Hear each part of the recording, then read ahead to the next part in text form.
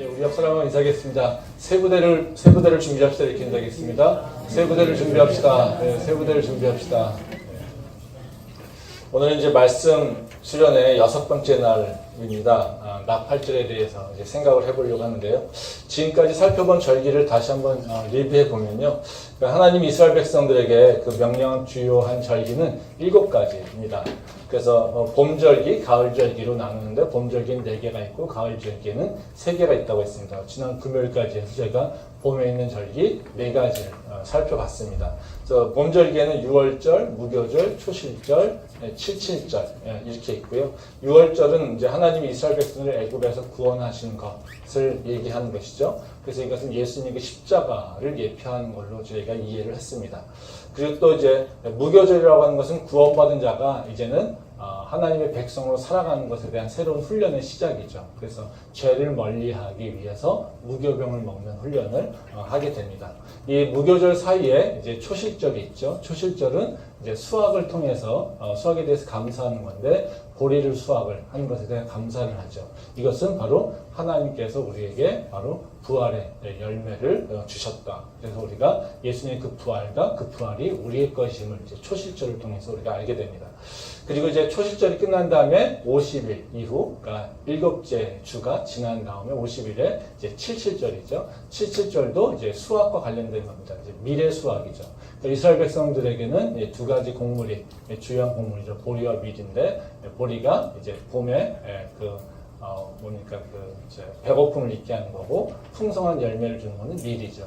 그래서 밀의 수확 계절이 칠칠절이죠. 칠칠절은 이제 성령이 임재하고 연결되어 있다고 얘기했습니다. 성령께서 임재하셔서 바로 우리에게 말씀을 새롭게 하시고 말씀을 지킬 수 있게 하시고 말씀을 통해서 세상을 이기게 할 수 있는 능력을 주시는 것이 바로 칠칠절이라는 것입니다.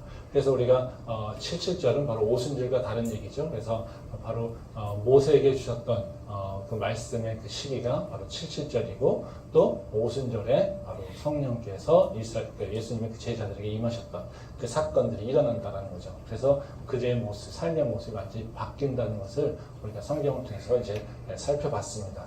이제 봄절기가 끝나고 이제 가을절기가 시작이 되는데요. 가을절기는 3가지 절기가 있습니다. 나팔절, 속죄절, 그리고 초막절 이렇게 이루어집니다.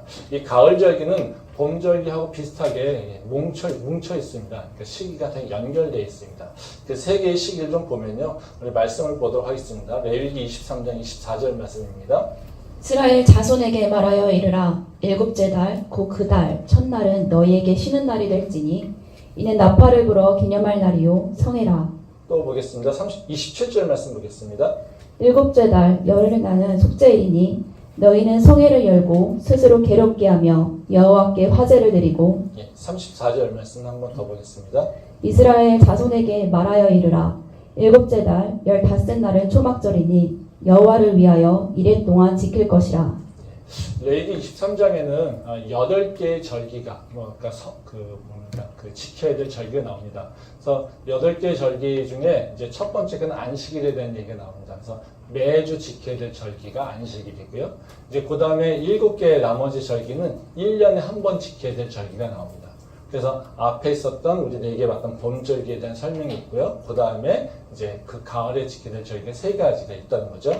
그 3가지 절기를 날짜를 다 이렇게 딱 명확하게 해서 설명하고 있습니다. 그래서 우리 24절 말씀을 보면 7째 달, 첫날 이런 얘기합니다. 그러니까 7월 1일을 종교력으로 하면 7월 1일을 얘기하고 있는 거고요. 그리고 7월 10일에는 속죄일을 지내게 얘기하고 있고요. 그리고 15일에는 초막절을 기념하라고 얘기하고 있습니다. 그래서 7월 달에는 이제 3가지의 절기가 있는 거죠. 7월 1일에 나팔절이 있고요. 7월 10일에 속죄절이 있고요. 그리고 7월 15일에 초막절이 있다라고 하는 것입니다. 그러니까 3가지 절기가 다 뭉쳐 있는 것은 바로 이제 이것에서 하나님께서 한꺼번에 이제 우리에게 주시는 또 의미가 있습니다. 이 가을절기하고 가을절기는 이제 뭉쳐서 이해할 때 좀 그 봄절기랑 좀 차이가 좀 있는데요. 봄절기는 우리가 영적인 의미에 대해서 얘기를 하고 있지만 가을절기는 시기적으로 보게 되면은 우리가 영적인 얘기도 얘기하고 있지만 더 세상의 문제들 또 세상의 이슈들과 연결되어 있습니다. 그래서 이 가을절기는 모두가 다 얘기했듯이 아까 종교력은 7월달에 몰려있다고 얘기했죠. 근데 이 7월달의 종교력은 실제로는 민간력으로 하게 되면 1월달입니다. 그러니까 이스라엘 백성들에게 있어서는 유대인은 세 가지의 이제 달력이 있다고 했죠. 그러니까 뭡니까? 종교력이 있고 민간력이 있고 우리 지금 태양력이 있죠. 근데 실제로 예전에는 두 가지만 사용했습니다. 종교력과 민간력을 사용했습니다. 그러니까 종교력과 민간력을 구분하는 것은 출애굽기의 전과 후. 출애굽기 이전에는 민간력을 사용했고 출애굽기 이후에는 종교력을 사용했죠. 그러니까 출애굽기 이후에 종교력을 사용하는 것은 하나님께서 6월절을 기점으로 해서 예전에 민간력으로 7월달이었던 것을 1월달로 변경시키시고 또 그래서 새로운 인생을 살라라고 우리한테 명령하시게 되면서 유대의 그 달력이 변하게 된 것을 얘기하고 있습니다. 그래서 이제 지금 우리가 얘기하고 있는 가을절기 이 세 가지는 다 7월달에 있죠. 7월달에 있다라고 하는 것은 이거는 뭐냐면 민간력으로 얘기한다면 새해에 있는 겁니다. 1월달에 있는 것을 얘기하고 있다는 거죠. 그래서 이 새해에 있다라고 하는 것은 바로 우리에게 바로 이 세 가지 절개가 바로 민간력에서 새해 날짜하고 관련이 있다라고 얘기할 수가 있습니다. 이 종교적 7월은 그러니까 이제 한 해로 보게 되면 세상적인 삶으로 보게 되면 1월을 의미할 뿐만 아니라 바로 이 파종 시기하고 연결되어 있습니다. 그러니까 이스라엘은 그 두 개, 그러니까 물론 봄, 여름, 가을이 있지만 크게 두 가지로 나누죠. 이제 가을 우기하고 여름의 건기입니다. 그러니까 주로 이제 농사 짓는 시기는 가을의 우기죠. 그래서 지금 7월 달에 파종을 해서 보리하고 밀을 파종을 해서 이제 아까 얘기했던 3월, 4월 요때쯤에 이제 보리하고 밀을 수확하는 그런 계절입니다. 그래서 이 7월 달이라고 하는 것은 어떤 거냐면요. 그 농사를 시작하는 계절이라는 거죠. 그러니까 농사를 시작하는 것은 무슨 의미냐면 그들의 먹고 사는 삶의 문제가 이제 시작되는 그런 해라고 얘기할 수가 있습니다. 그러니까 전통적으로 다른 나라들이 이제 첫 해, 새해 첫날을 되는 일들은 다 뭐랑 연결되어 있는 농사하고 연결되어 있습니다. 그리고 농사와 연결돼서 파종하는 시기에 대부분 제사나 그 절기를 지킨다는 거죠. 우리나라 같은 경우는 대표적인 게 이제 선농제라고 하는 걸 아시죠? 4월 달쯤에 있죠. 이 동대문구에서 이제 지내는 그런 건데요. 여러분들 잘 알고 있는 설렁탕이 이 선농제에서 먹는 것이라고 이제 유래해서 알고 있죠.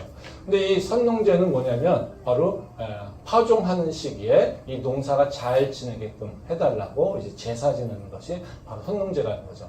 그러니까 사람들이 이제 파종하는 시기에는 다 어떤 거냐면요. 앞으로 1년 동안 나의 먹고 사는 문제가 걸려 있는 겁니다. 그러니까 이건 다 누구한테 해당이 됩니까? 내가 결정하는 것이 아니라 이제 하나님이 또는 신이 결정하게 된다는 거죠. 그래서 하나님께 그 문제를 내놓고 기도하는 것, 또 그의 문제에 대해서 하나님과 얘기하는 것. 또 이제 다른 종교를 갖고 있는 사람들은 바로 자기가 믿고 있는 신하고 그 부분에 있어서 뭔가 은혜를 달라고 또 축복을 달라고 얘기하는 것이 바로 이 파종의 시기라는 것이죠.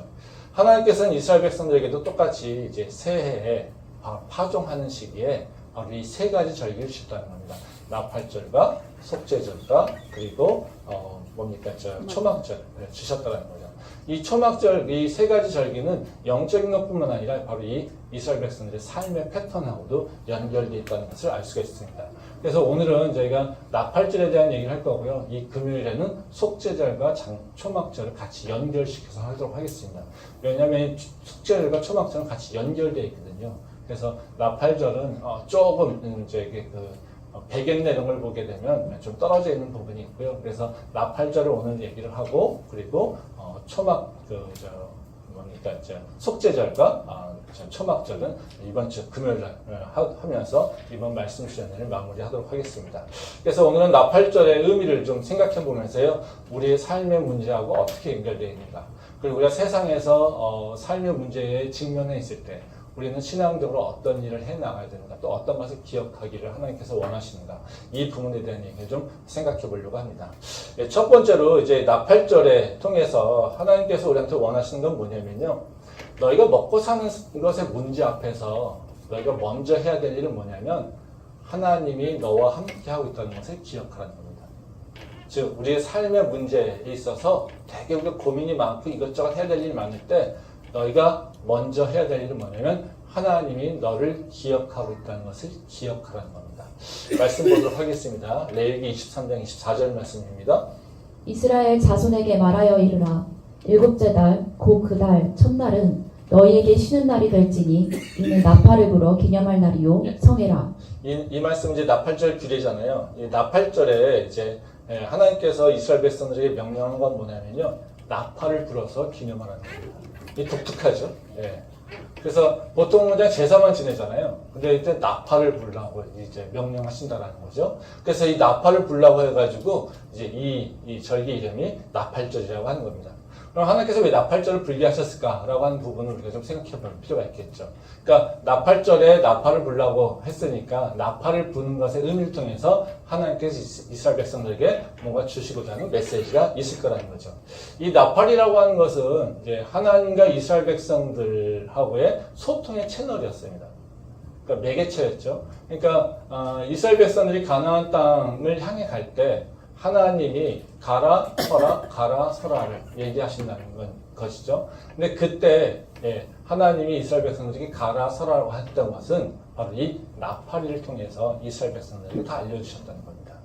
말씀 한번 보도록 하겠습니다. 민수기 10장 10절 말씀입니다. 또 너희의 희락의 날과 너희가 정한 절기와 초하루에는 번제물을 드리고 화목제물을 드리며 나팔을 불라. 그로 말미암아 너희의 하나님이 너희를 기억하시리라. 나는 너희의 하나님 여호와니라. 여기 보면 이제 그 민수기 10장의 말씀에서는요, 나팔이 어떤 역할을 했는가, 나팔의 신호에 대해서 얘기를 하고 있습니다. 근데 그 파트의 마지막 말씀인데요, 여기 보면 뭐 번제물을 드리고 화목제물을 드리면서 뭐 하라고 합니까? 절기에 나팔을 불어라 이렇게 얘기합니다. 그래서 그로 말미암아 뭐라고 하냐면요, 하나님이 너희를 기억하시리라. 나는 너희 하나님 여호와니라. 그러니까 너희가 제사를 지내고 하나님께 바로 나팔을 불 때 하나님이 너를 기억하게 될 거다. 그러니까 너희가 다시 내가 너의 하나님인 것을 너희가 다시 한번 상기시켜야 돼. 이것을 얘기하고 있다는 거죠.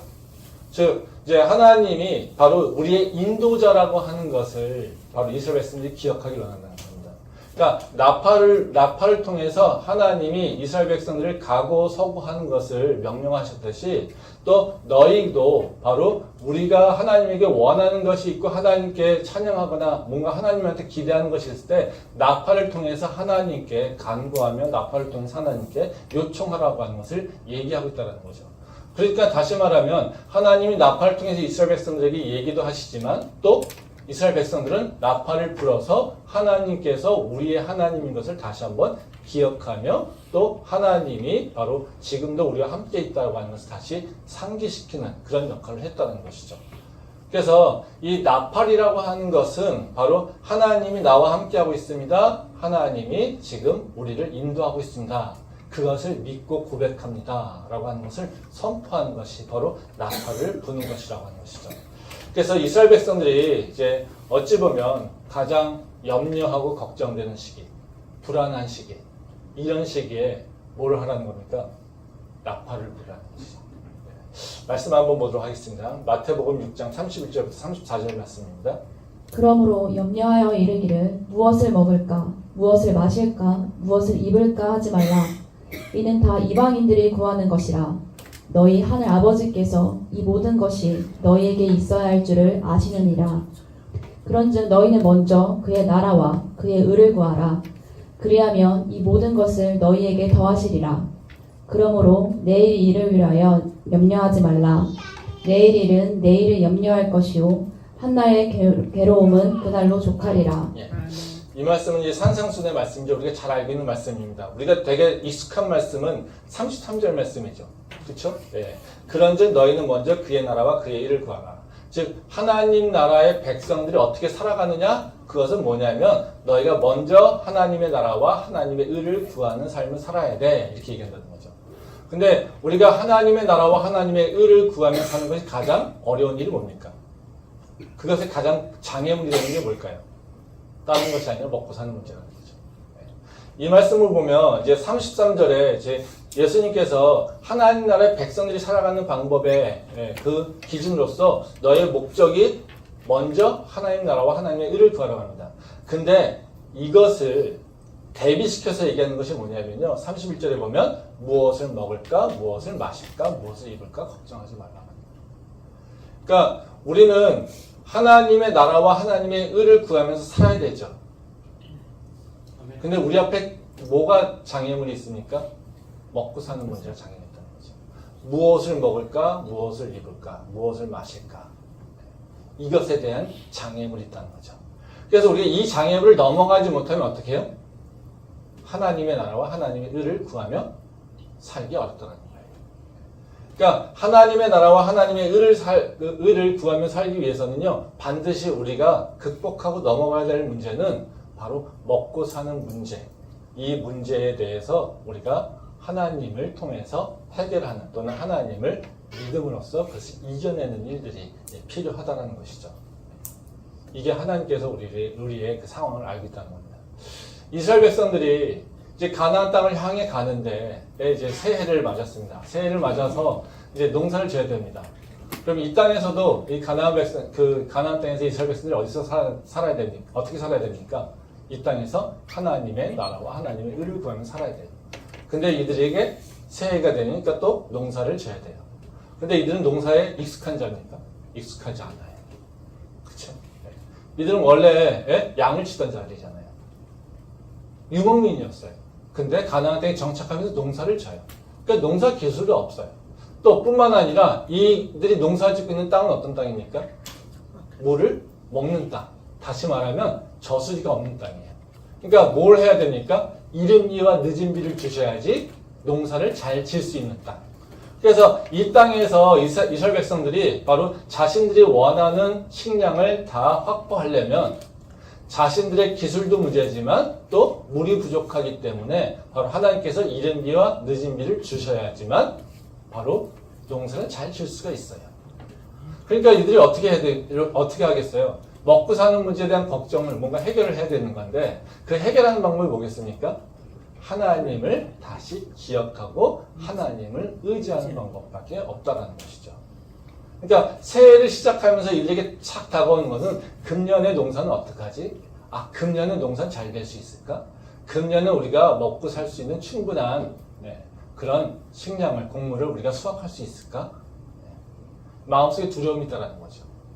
근데 그 두려움을 어떻게 이기라고요? 나팔을 불어서 하나님이 너희와 함께하고 있다는 것을 다시 한번 너희가 기억해라. 이것을 얘기하고 있다는 것이죠.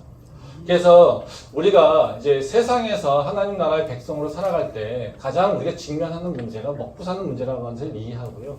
그 문제를 하나님께서도 아시고요. 그 문제에 우리가 직면했을 때 우리가 해야 될 일은 뭐냐면요. 이 문제 앞에서도 하나님이 나와 함께하고 있다는 것을 우리가 기억할 필요가 있다는 것입니다. 제가 여러 번 몇 번 말씀드린 적이 있지만 제가 세가족 공부하고 이렇게 세가족 공부를 잘 해서 이제 신앙이 좀 들어갈 것 같다라고 하는 그런 친구들이 있는 경우가 있습니다. 근데 그런 친구들이 실족되는 경우가 참 많아요. 근데 그게 어느 문제냐면요. 먹고 사는 문제예요. 그러니까 신앙생활에서 우리 대학생들이 딱 와가지고 하나님 말씀을 잘 듣고 이제 믿음 좀 들어갔고 이제 세가족 공부 끝나서 이제 예수님 영접도 하고 뭐 그런 친구들이 있어요. 근데 그러면 그 친구들에게 항상 많이 오는 실험이 뭐냐면요. 주일 알바예요. 그것도 좋은 조건의 주일 알바. 뭐의 문제예요? 먹고 사는 문제죠. 그 문제 때문에 교회에 정착하지 못하고 놓쳐버리는 경우가 참 많다는 거죠. 이뿐만이 아닙니다. 이뿐만이 아닙니다. 뭐 우리가 항상 하나님 일과 관계에서 대부분 우리가 좀 성실하게 고민하는 게 뭡니까? 먹고 사는 것과 하나님의 일의 문제예요. 물론 노는 것과 하나님의 일을 구분한다 이건 비교할 필요, 이제 논의할 필요가 없겠죠. 그거는요. 그쵸? 뭐 내가 지금 놀고 좀 편하게 살고 싶은데 하나님 일 해야 돼?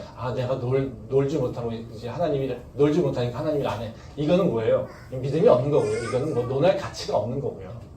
그런 고민을 하고 있다면 내가 심각하게 문제 있다라고 생각하시면 되는 거고요. 근데 실제로 고민할 수 있는 문제, 그리고 실제로 뭔가 해결해야 될 문제는 내 삶의 문제, 공부하는 애가 내 취업의 문제와 내 미래의 문제와 내 장래의 문제.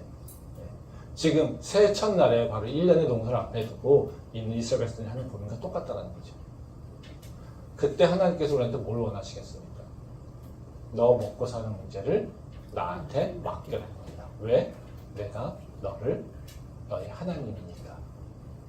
이게 바로 나팔절의 의미라는 거예요. 그래서 우리가 나팔절을 기념한다는 건 단순히 새해라고 하는 그런 개념도 있을 수 있겠지만요. 나팔절의 의미는요. 바로 우리가 먹고 사는 문제에 직면했을 때 우리는 오히려 하나님에게 나팔을 불면서 하나님이 나와 함께하고 있다는 것을 다시 한번 믿으며 고백을 하는 것이 우리가 해야 될 일이라고 하는 것을 기억할 필요가 있습니다. 그래서 우리 캠퍼스의 모든 성도님들이 이제 먹고 사는 문제를 내가 고민하는 것이 아니라 하나님에게 맡기고 하나님이 해결해 주실 것을 다시 한번 기억하며 오히려 하나님이 역사하실 것을 기대하는 주님의 백성 될 수 있기를 소망합니다. 아멘. 두 번째로 나팔절 통해서 하나님께서 우리에게 원하시는 건 뭐냐면요. 너희가 세상에서 뭔가 해야 될 일이 있고 세상의 장벽이 너무 두려워서 두려움이 있을 때 절대 움츠리지 말고 숨지 말고 오히려 나가서 싸워라 이렇게 얘기를 하고 있습니다. 말씀 한번 보겠습니다. 민수기 10장 9절 말씀입니다. 또 너희 땅에서 너희가 자기를 압박하는 대적을 치러 나갈 때에는 나팔을 크게 불지니 그리하면 너희 하나님 여호와가 너희를 기억하고 너희를 너희의 대적에게서 구원하시리라. 이 말씀은 이제 하나님이 나팔을 부는 경우가 언제인지를 이제 케이스를 설명해 주고 있는데 이제 또 다른 케이스예요. 그래서 이건 뭐냐면 하나님이 대적자를 치러 나갈 때 너희가 해야 될 일은 나팔을 불러라는 겁니다. 그러니까 우리가 이제 이스라엘 백성들이 그 광야에서 가나안 땅을 향해 갈 때 뭘 해야 됩니까? 전쟁을 해야 되잖아요. 그 땅이 자기네들 땅이 아니잖아요. 다 거기에 사는 민족들이 있어요. 그 땅을 그 민족들을 몰아내고 자기네가 그 땅을 정복해야 돼요. 그렇죠? 근데 싸워야 된다는 겁니다. 근데 그 싸움을 할 때 뭘 해야 됩니까? 먼저 나팔을 불었다는 거예요. 그러니까 이 싸움을 앞두고서 이스라엘 백성들이 어떤 마음이 들겠어요? 자신만만해서 우리는 다 이길 수 있어 막 이렇게 할까요? 네, 그렇지 않죠. 네, 더 두려움이 크다는 겁니다. 그러니까 두려움이 커서 움츠리고 우리가 저 땅을 취할 수 있을까? 우리가 저들을 이길 수 있을까라고 하는 그 두려움이 이들에게 들어올 때 하나님께서 이들에게 원하시는 건 뭡니까? 나팔을 불어라 이렇게 얘기한다는 거죠. 말씀 한번 더 보겠습니다. 여호수아 11장 5절부터 7절 말씀입니다. 내 평생에 너를 능히 대적할 자가 없으리니 내가 모세와 함께 있었던 것 같이 너와 함께 있을 것임이니라. 내가 너를 떠나지 아니하며 버리지 아니하리니 강하고 담대하라. 너는 내가 그들의 조상에게 맹세하여 그들에게 주리라 한 땅을 이 백성에게 차지하게 하리라. 오직 강하고 극히 담대하여 나의 종 모세가 내게 명령한 그 율법을 다 지켜 행하고 우로나 좌로나 치우치지 말라. 그리하면 어디로 가든지 형통하리니. 하나님께서 이제 이 말씀은 여호수아에게 주시는 말씀이죠. 이제 5절에 보면 이제 그런 얘기가 나옵니다. 하나님이 여호수아에게 내가 항상 함께 할 것이다 이렇게 얘기한다는 거죠. 내가 너를 떠나지 아니하며 버리지 아니하고 내가 너와 항상 함께 할 것이야 이렇게 말씀하고 있습니다. 그리고 6절에 보면 하시는 말씀이 뭐예요? 강하고 담대하라 이렇게 명령하신다는 거죠. 이제 구원받은 우리가 살아가는 삶의 방식은 뭐하냐면요. 바로 강하고 담대하게 살아가는 겁니다. 절대로 두려워하고 움츠리는 것이 아니라 하나님이 나와 함께하고 있다는 것을 우리가 믿고 있기에 그 전능하신 하나님이 나를 지키신다는 것을 고백하고 있기에 우리는 강하고 담대하게 해야 된다는 거죠. 우리가 이제 세상에서 살아갈 때 믿음의 도전을 안 받을 수 없습니다. 도전을 다 받습니다. 우리는 끊임없이 세상의 유혹과 세상의 위협을 받게 되고요. 그 안에서 우리가 하나님의 말씀을 지켜나가는 삶을 살아갈 수밖에 없다는 거죠. 근데 그 세상이 약합니까? 아니요. 약하지 않죠. 우리보다 더 세고요. 우리보다 더 힘이 더 좋고요. 우리보다 더 지혜가 많을 수도 있고요. 우리보다 더 가진 것이 많은 그런 존재들일 거란 말이죠. 그럼 그들 앞에서 우리가 어떤 마음일까요? 믿음이 없으면 움츠려들고요. 믿음이 있으면 우리는 그들을 이길 수 있다는 거죠. 여호수아도 지금 어떤 모습이에요? 바로 저 땅을 정복하러 나가야 되는데 여호수아는 어때요? 자기 모습은 되게 어려요. 그렇죠? 이 모세만 믿고 따라왔는데 모세가 없어지고 이제는 자기가 의지할 존재가 없어요. 그렇죠? 어리니까 내가 뭘 할 수 있을까? 내가 저 많은 백성들을 끌고서 저 가나안 땅을 점령할 수 있을까? 저 가나안 땅에 있는 저 종족들은 우리보다 훨씬 키가 크고 우리보다 더 장대하고 우리보다 힘이 더 센 존재들인데 이길 수 있을까? 그 마음이 어떤 마음이요? 두려움이 있었다는 거죠. 그때 하나님께서 여호수아에게 뭐라고 하십니까? 강하고 담대하라. 왜? 내가 너와 함께 있을 거니까. 그러니까 너희는 나팔을 불어 내가 너와 함께하고 있는 것을 선포해라. 이렇게 얘기합니다. 아멘. 우리가 믿는 자들은요, 하나님 주세요, 주세요라고 사는 것이 아니라요, 믿음이 있으면요, 우리는 권능을 받았지 않습니까? 7절에 우리 하나님께서 뭐라고 하십니까? 너에게 권능을 주셨다고 얘기하시고요, 너희가 그 권능으로 어둠을 그리고 세상을 이길 수 있다고 얘기하십니다. 그리고 우리한테 뭐까지 먹이십니까? 누룩 있는 빵 먹어도 돼. 너는 그걸 충분히 이겨낼 수 있어. 이렇게 얘기하신다는 거죠. 근데 우리는 그걸 먹고서도 하나님 약해요. 우리는 할 수 없어요. 우리는 이길 수 없어요. 이러고 있으면요, 성령은 사라지죠. 그렇죠? 네. 그러니까 우리가 해야 될 일은 뭐냐면요, 대적자가 있을 때 우리는 그 움츠리는 것이 아니라 이기겠다고, 그것을 향해 하나님의 말씀으로 이기겠다고 하는 거라는 거죠. 그러니까 이기는 게 뭐냐는 거죠. 이기는 게. 이기는 건 다른 것이 아니라 그들을 죽이는 것이 아니라요. 어떻게 이기는 거냐면 아까 말씀에서 보게 되면요. 뭐라고 하냐면요. 그 7절 말씀에 보면 내게 명령한 그 율법을 다 지켜 행하고 우러나 좌로나 치우치지 말라. 우리의 싸움은 뭐의 싸움이냐면요. 상대방을 이기는 게 아니라요. 상대방이 위협하고 상대방이 나를 도전하고 유혹할 때 그것에 흔들리지 않고 하나님 말씀을 붙잡고 가는 겁니다. 우리는 세상에서는 어떻게 해요? 상대의 적이 있으면 그 상대가 내 앞에 무릎 꿇는 것, 이것을 내가 이기는 걸로 얘기하잖아요. 그렇죠? 네. 그렇지 않습니다. 우리가 이기는 건요, 하나님의 의를 이루면 되는 거예요. 하나님의 뜻을 이루면 되는 거예요. 그럼 뭐요? 하나님께서 나머지 것은 책임지시는 거예요. 그것을 이들이 나한테 무릎 꿇는 것이 필요하다면 하나님께서 이들을 무릎 꿇게 하는 거고요. 그것이 필요하지 않다면 나는 계속해서 앞으로 가는 거예요. 우리가 자꾸 싸움이라고 하는 것을 어떻게 생각하냐면 그 내 대적자를 세워놓고 대적자를 내 앞에서 무릎 꿇고 내 대적자가 나한테 뭔가 무릎 꿇고 빌고 이런 것들을 생각한다는 거죠. 아니에요. 우리의 싸움은 어디에 있냐면요, 분명히 하나님의 나라와 하나님의 의를 구하는 거라는 거죠. 아멘. 그래서 우리가 세상은 대적자들이 우리를 왜 달려듭니까? 하나님 말씀 놓으라고, 하나님 말씀 포기하라고, 하나님의 의로움 포기하라고, 하나님이 주신 너의 사명 포기하라고. 이게 대적자들이 우리한테 요구하는 거예요. 우리는 그것을 넘어서 이제는 그 하나님의 뜻을, 하나님의 말씀을 내가 절대로 놓치지 않아. 어떤 상황에도. 이 싸움이라는 거죠. 그래서 그걸 놓치지 않으면 어떻게 해요? 나머지 대적자들은 다 없어지게 된다는 거예요. 그 싸움이 우리가 이기는 싸움이라는 거죠. 그래서 우리의 믿음의 도전은요, 누리게 나쁜 짓을 한 사람을 누군가 이렇게 때려주고 이런 것들이라고 생각하는데요, 그것이 우리 싸움의 끝이 아닙니다. 우리는요, 그것이 아니라 내 삶의 환경에서 하나님 말씀을 부어잡는 것, 부여잡는 것, 이것이라는 거죠. 그것을 하기 위해서 우리가 어떻게 해요? 담대하게 하나님 말씀을 다시 기억하며 하나님이 나와 함께하고 있다는 것을 기억하고 하나님께서 내 길을 인도하고 있다는 것을 내가 기억하고 확신하기 위해서, 그걸 나에게 다시 확신을 부으기 위해서 뭘 하라고요? 나팔을 불라고 하는 것이죠. 그럼 나팔을 부는 것, 이게 우리 삶에서 어떻게 하는 걸까? 지금 이 시대에 나팔을 우리가 불 수 없잖아요. 양각 나팔을 가지고 우리가 불 수 없잖아요. 아파트에서 양각 나팔을 불면 다 주변에서 쫓아오지 않겠습니까? 네, 그렇죠. 하나님께 기도하는 거죠. 네, 기도하는데 그냥 단순하게 묵상의 기도만이 아니라 나를 더 강하게 하는 기도가 필요하다는 거죠. 그거는 통성기도입니다. 네. 그러니까 기도에 있어서 저는 어떤 기도의 형태, 또 기도의 형태를 보게 되면 이제 가장 크게는 묵상 기도하거나 아니면 조용히 소곤소곤 기도하거나 아니면 이제 소리 내서 이렇게 기도하는 게 있죠. 어떤 기도가 맞을까? 이런 얘기를 많이 하는데 어떤 교회에서는 다 조용조용히 기도하라고 얘기를 하죠. 네. 조용조용히 기도하는 것도 맞습니다. 근데 항상 조용조용히 기도해야 될까요? 아니. 네, 그렇지 않습니다. 때는 소리 질러서 기도해야 돼요. 목소리를 내서 기도해야 되는 거예요. 우리 기도에 전형이 없어요. 네. 기도는 뭡니까? 하나님과의 대화죠.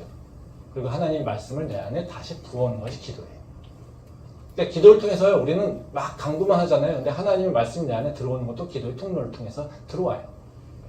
그러니까 그 기도라고 하는 것은요, 하나님께 간구할 뿐만 아니라 하나님의 뜻이 나한테 들어오고 하나님의 그 힘이 나한테 들어오는 그 과정이에요. 그러면 기도가 때로는요, 하나님과 아주 친밀한 교제를 할 때는 묵상으로 해도 되고요, 조용조용히 기도해도 돼요. 근데 내 마음이 두렵고 떨릴 때는요, 어떻게 해요? 내가 하나님께 기도 잘할 수 있을까요? 잘 못합니다. 왜요? 내 앞에 적이 있는데 하나님은 저 뒤에 계신데 내가 이 앞에서 적 앞에서 소곤소곤 기도하면 하나님이 들을 수 있다는 내가 확신이 있을까요? 없어요. 없죠. 그럼 어떻게 돼요? 그게 그 적을 뛰어넘는 기도를 해야지 돼요.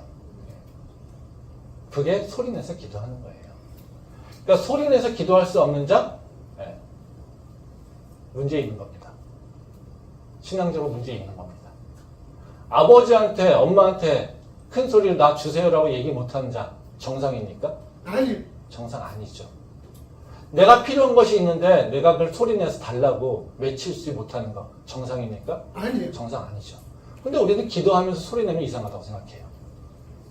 그렇죠? 소리내서 기도하는 것을 이상하게 생각할 뿐만 아니라 소리내서 기도하는 것 자체를 문제 삼는 경우가 많다는 거죠. 이상한 거죠. 소리내서 기도만 해야 되는, 소리 내야만 기도하는 것이 아닙니다. 근데 조용히 기도하는 것도 필요해요. 근데 소리도 낼 줄 아는 기도를 해야지 돼요.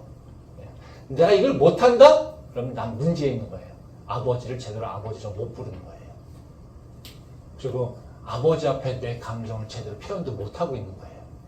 그러니 그 마음이 시원할까요? 아니요. 그 마음이 하나님과 잘 통할까요? 아니요. 통하지 못하지요. 그러니까 계속 뭐예요? 나 믿어요. 계속해서 쭈그러드는 겁니다.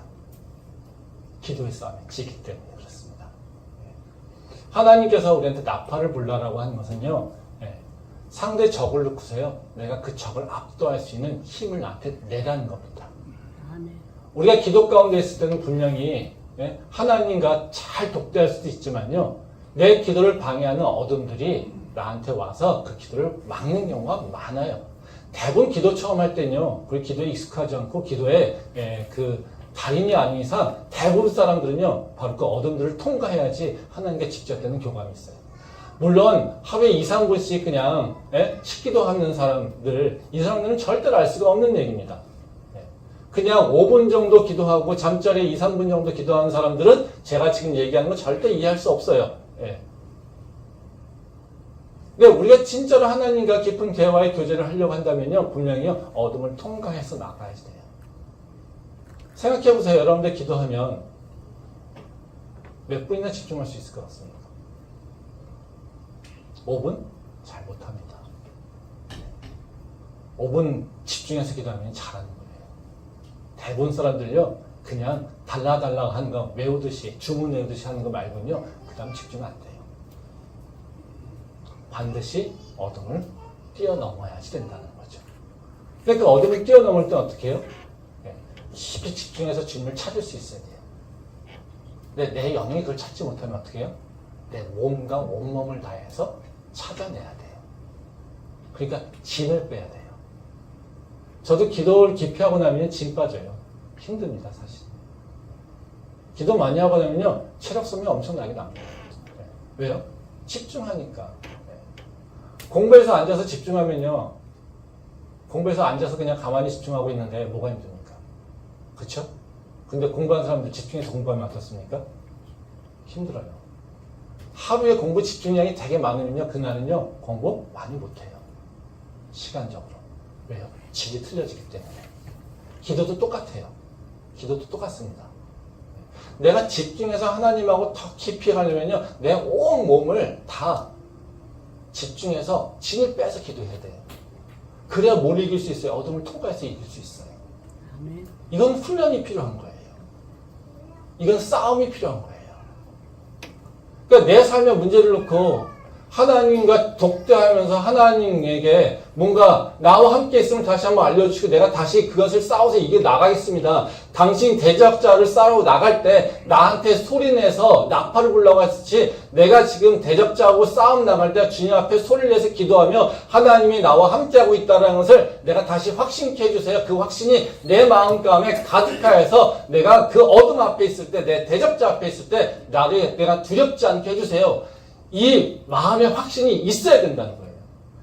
그거 확신이 들 때까지 기도하는 것이 바로 승리하는 기도예요. 근데 그것을 해보지도 않고 할 마음도 없고 그리고 하겠다라고 하는 생각도 없으면 신앙생활을 하고 있지만 하나님의 권능은 미안하지만 내가 경험하기 쉽지 않다는 겁니다. 아멘. 하나님의 전능하신 능력이 초와 자연적으로 내게 임재하지 않는 이상 하나님께서 우리에게 나팔을 불라라고 하는 이유를 생각해 보세요. 삶의 문제 앞에 놓고 나팔을 불라라고 하는 거. 우리는 나팔을 불 생각은 하지 않고 맨날 힘들다고 원망하죠. 그렇죠? 하나님 분명히 얘기하잖아요. 너 새해, 너 대적자 앞에, 너 염려 앞에, 너 걱정 앞에, 근심 앞에 네가 해야 돼. 나팔을 불어야 돼. 선포해야 돼. 대적자 앞에 바로 하나님이 살아계심을 선포해야 돼. 하나님이 나와 함께하고 있음을 대적자 앞에 선포해야 돼. 너를 가리고 있는 그 영적 어둠들을 너가 그들 앞에서 하나님이 나와 함께 해주고 나를 지키고 있다는 것을 네가 선포해야 돼. 이게 바로 나팔절이라는 거예요. 하나님께서 우리에게 바로 그것을 요구하겠다는 것을 아시고요. 우리의 신앙생활이 바뀌어야 됩니다. 그리고 하나님의 그 권능이 내 삶에서 일어나기를 원한다면요. 내 신앙생활이 바뀌어야 돼요. 그런 변화가 우리 안에 있기를 소망합니다. 마지막으로 이제 나팔초를 통해서 우리한테 주시는 건 뭐냐면요. 예수님의 그 재림을 기억하며 준비하라는 겁니다. 말씀 한번 보겠습니다. 마태복음 24장 29절부터 31절 말씀입니다. 그날 환난 후에 즉시 해가 어두워지며 달이 빛을 내지 아니하며 별들이 하늘에서 떨어지며 하늘의 권능들이 흔들리리라. 그때에 인자의 징조가 하늘에서 보이겠고 그때에 땅의 모든 족속들이 통곡하며 그들이 인자가 구름을 타고 능력과 큰 영광으로 오는 것을 보리라. 그가 큰 나팔 소리와 함께 천사들을 보내리니 그들이 그의 택하신 자들을 하늘 이 끝에서 저 끝까지 사방에서 모으리라. 이제 이 말씀은 예수님이 다시 오실 날에 대해서 설명하고 있습니다. 또 예수님이 다시 오실 날의 그 특징 중에 한 가지가 바로 그 31절 말씀에 보면 그런 얘기 나오죠. 그가 큰 나팔 소리와 함께 천사들을 보내리니 이렇게 얘기를 하고 있습니다. 즉 하나님께서 예수님께서 다시 재림하실 때 그 천사들을 통해서 큰 나팔 소리를 우리한테 일으키시면서 재림하신다는 것을 얘기하고 있어요. 그래서 이 나팔절은 뭐를 또 예표하고 있다라고 우리가 기대하고 있냐면요. 바로 예수님의 그 재림 기대하고 있다라는 것이죠. 그래서 바로 그 예수님의 그 재림 때에 큰 나팔을 일듯이 우리는 다시 새해를 시작하면서 이제는 예수님의 그 재림 때가 있다는 것을 다시 한번 기억하라라고 하는 그 의미가 있다라는 것이죠. 그래서 우리는 바로 이 땅에 살고 있지만 우리는 뭘 준비하며 삽니까? 마지막 때를, 그렇죠? 예수님의 그 재림 때를 기억합니다. 나팔을 불면서 우리가 기억해야 되는 것은 내가 이 땅에서 지금 내 앞에 있는 문제를 가지고 그 문제가 내 진짜 문제가 아니라 나는 언젠가는 하나님의 심판 앞에 서게 된다고 하는 것을 기억하고 지금 나는 어떻게 살아야 될까를 다시 한번 새해를 시작하기 전에 돌아보라는 거죠. 그게 바로 나팔절이라는 것입니다.